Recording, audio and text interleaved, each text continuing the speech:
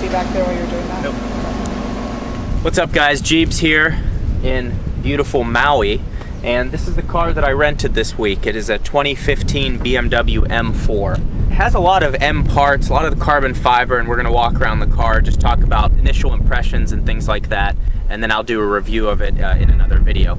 So let's take a walk around the car.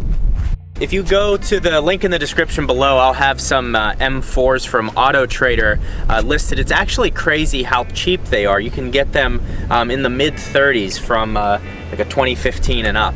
So it's kind of impressive. This specific one has the DCT transmission, and to be honest with you, I am not a fan of it. I'm not saying it's performance-wise, I'm sure it's great, but to open it up on these roads out here is actually pretty tough.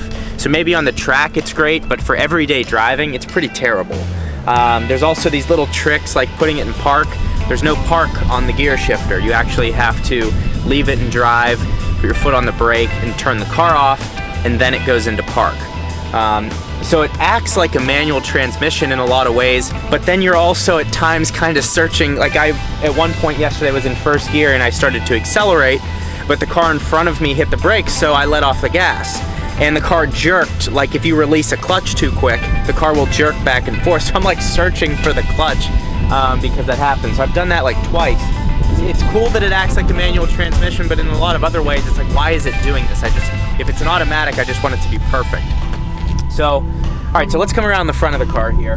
Is these carbon fiber kidney grills, and then also the carbon fiber like air induction scoops down here.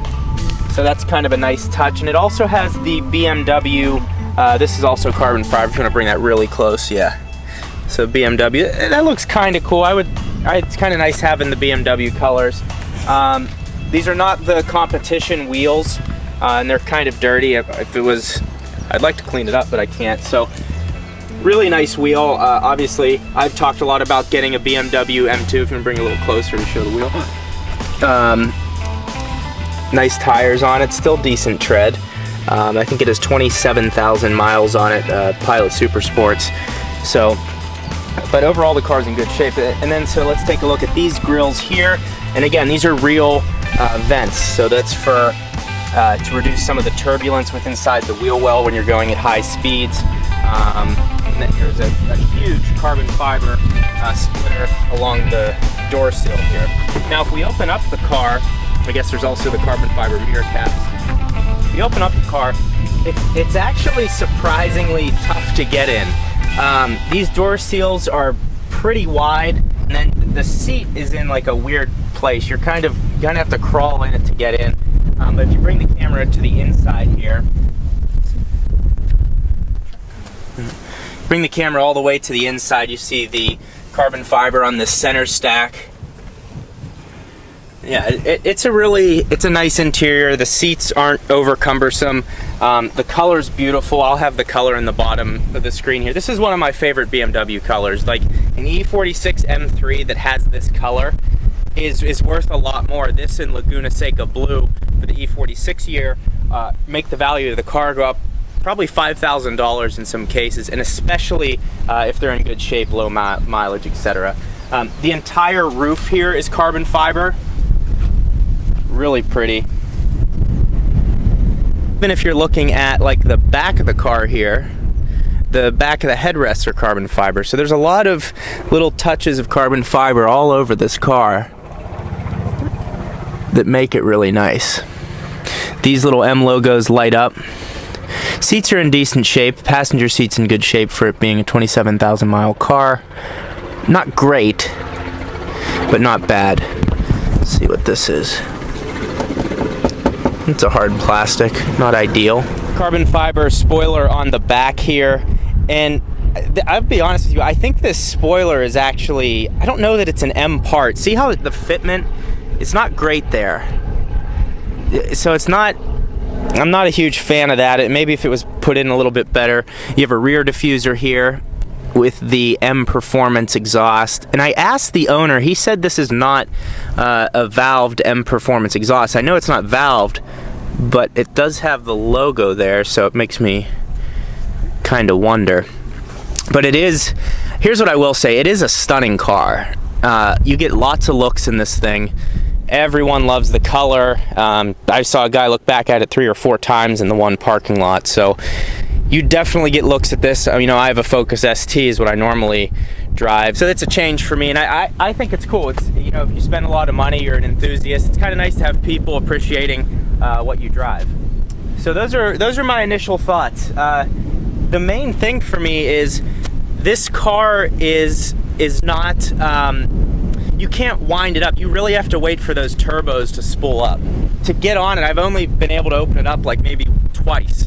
And even then you have to let off. I'm not even shifting to the next gear because there's just not a lot of room out here. So it's been fun so far. It's been an experience, but I will say after driving it, I don't think this is a car that I'd ever want to own unless it was a manual transmission, just because it simplifies a lot of things. If I want to shift early, I can shift early. If I want to shift in a sport mode or efficiently, whatever, I have that choice. So that's the thing. I think the main thing for me is I just don't like the DCT. Maybe I would change my mind if I was on a racetrack or something. So those are my initial thoughts. It's an absolutely stunning car. I love the color, and the backdrop's probably even better.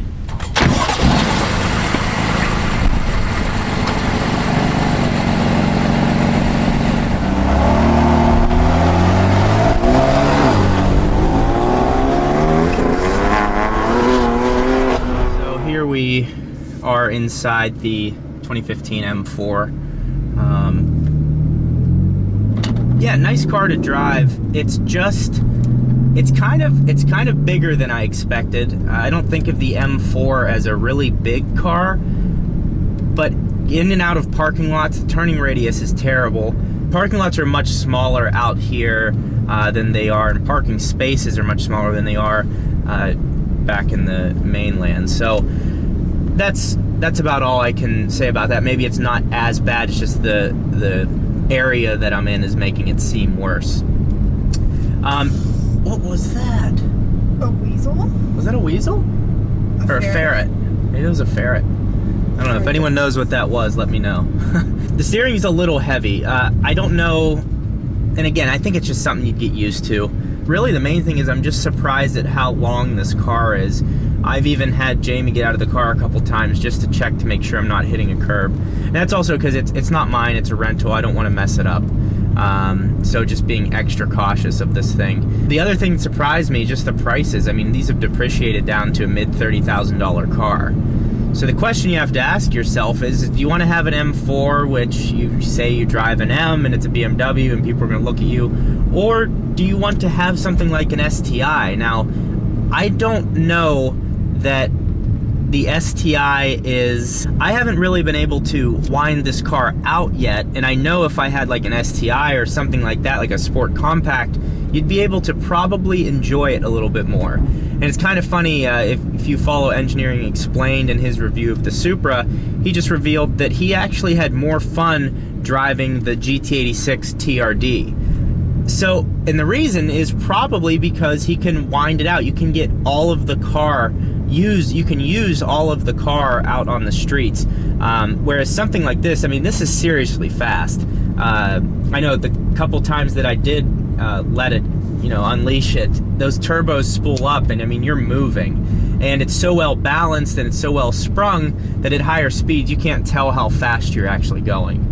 Whereas in a car like an STi, my Focus ST, Focus RS, you're much more aware of your speed just because they're not quite as refined. For those of you who play golf, we are right by Kapalua, which is where they have the first tournament of the year every year in the PGA Tour, the Champions event. So it's kind of cool. I've been watching that tournament since I was a kid, and now to be right by it, it's kind of cool. Back to the M4.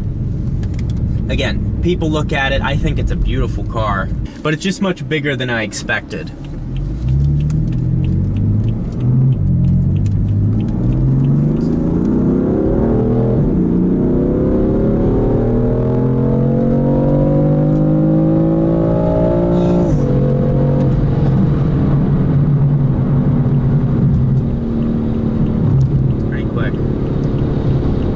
That's not even in the most aggressive shifting mode. In fact, that was in the least aggressive shifting mode. So the shifts become way more aggressive if you take this button. Well, that's another thing I hate, the turn signal. If you hit it, it just stays on. There's a button right behind the shifter here where if I hit it, now we're in the most aggressive shifting mode. And if I hit this other button, it puts it into Sport Plus, talking about the engine RPMs. So you can kind of mess around with all that. I think if I hit M2 here, yeah, that puts everything in Sport Plus mode. So this is the most aggressive mode here.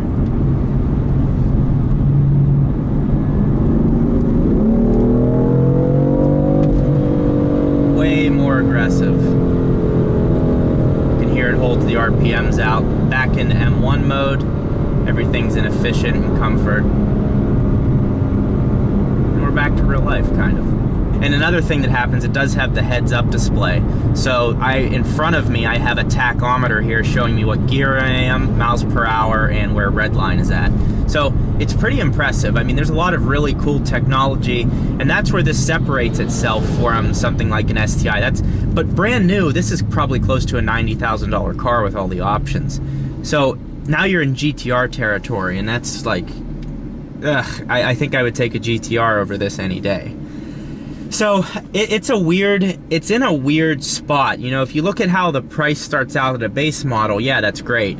But the chances of you leaving it just with no options, I doubt you're gonna do that. But there are some cool things. Having M1, M2 mode and being able to do that custom configuration, set the suspension, all that type of stuff is pretty cool. I wish there was an exhaust button where you could have sport or normal, sport, and track mode. I think that's very cool, and I think that is a huge thing as far as marketing these high performance cars right now. Having a valved exhaust is really popular, and I think it resonates with a lot of buyers. Some other things here, the steering wheel is very nice, has a perfect thickness to it, and the like right behind, in between the paddle and the steering wheel, like this little area, is the leather's extra soft on the back side of the steering wheel. It's kind of a nice place to rest your fingers. There's little touches of Alcantara. For example, on the center console, there's a little bit of Alcantara here. Roof liner is whatever. This is actually plastic right here. I don't hear any rattles or anything like that. It does feel like a really nice car. The carbon fiber on the outside does almost look fake. The rear diffuser and the front like air intake area, they just don't look real. It looks like it's some type of wrap, but I'm sure it's the real stuff. It just has that look to it. Sound system is fine. I mean, who really cares? There's a lot of wheel noise, and I know you can't have it all. Like, this is not supposed to be a comfortable car. This is a performance car, but I'm surprised at how much wheel noise there is. But it's not terrible, and I'm already getting used to it. And that's also the tire. I think if you put a slightly less aggressive tire on it, like a Michelin Pilot Sport 4S, that would probably be a little better for day-to-day driving. But again, it's an M4. I mean, you want to get the maximum performance out of it. The rear end does get squirrely fairly often, and I know this car is not as easy to handle as the M2 is. The M2, you can hold lines and drift it. It does have the same differential as the M2, because the M2 took a lot of M3, M4 parts onto it to keep the cost down. But it's just how long this car is. The balance of the M2 is a lot better. I enjoyed driving the M2 way more. I just like the size of it better. This might be better as a Grand Tourer, but I don't know. That's going to come down to personal preference. But you can probably get an M4 for a lot cheaper than you can get an M2 right now, just because they've been out longer. Navigation system is nice. It's fairly intuitive. There's some tricks to it to figure out. There's a lot of menus you have to go through, but I like that. I like being able to discover new things about the car, and it takes time to figure everything out. Again, seating position, pretty low. You can kind of see the bulge in the hood, and then it just falls off in the front, like something to get used to.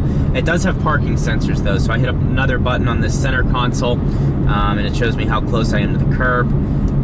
There's also a button here. It has a little camera on it, and I'm pretty sure you have like a GoPro, or you can hook your GoPro up and it'll record for you if you take it to the track or something like that. So just another technology feature that something like this would have. The question is though, you know, is this going to give me that much more happiness or enjoyment over getting something like a Focus RS or a WRX STi or a Volkswagen Golf R? I like the DSG and the Golf R way better than this DCT in the M4. The DSG, just it pops those shifts off. I don't have to think about if the car's in park or not. It's just, you get in the car and it goes, and that's it. Now some people might say, well, it's kind of nice to be able to, you have to do a little bit more to understand how to work the car. And it is kind of cool because you have to put it in reverse. When you put it in reverse, it's almost like using a manual gearbox. It has the same pattern to get it into reverse. But it's just, it was frustrating at first to not know how to put the car in park. I just felt like an idiot. So there's little things like that where I think the DSG was a much more fun gearbox. But overall, yeah, there's leather everywhere. It's pretty comfortable to be in. The seats aren't over cumbersome. I think the bottom part of the seat could be slightly more bolstered, or you could sit down a little bit lower. I don't know. But that's just being nitpicky. And overall, I think the manual transmission is the way to go for the M4, unless you just have to deal with a lot of traffic and all that type of stuff. But I just think it's way more fun. You have full control over the car and you make all the decisions. That's what I have to say. I hope you guys enjoyed these couple videos on the M4. I really did enjoy driving it. It's way better than getting like a, you know, like a Chevy Malibu or something, or whatever they normally rent out, because it, you know, I enjoy cars, able to bring new content to you guys, and it's just more fun to drive around. If you're new to the channel, like I said before, I do videos on my Focus ST. I do upgrades, I give you updates, I review cars like I'm doing right now, car news, opinions, all that type of stuff. So I've been bringing a lot of new content lately that I hope you all have been enjoying. But if you're still with me, I'd appreciate it if you dropped a like on the video, subscribe if you're not subscribed already, and we'll see you next time.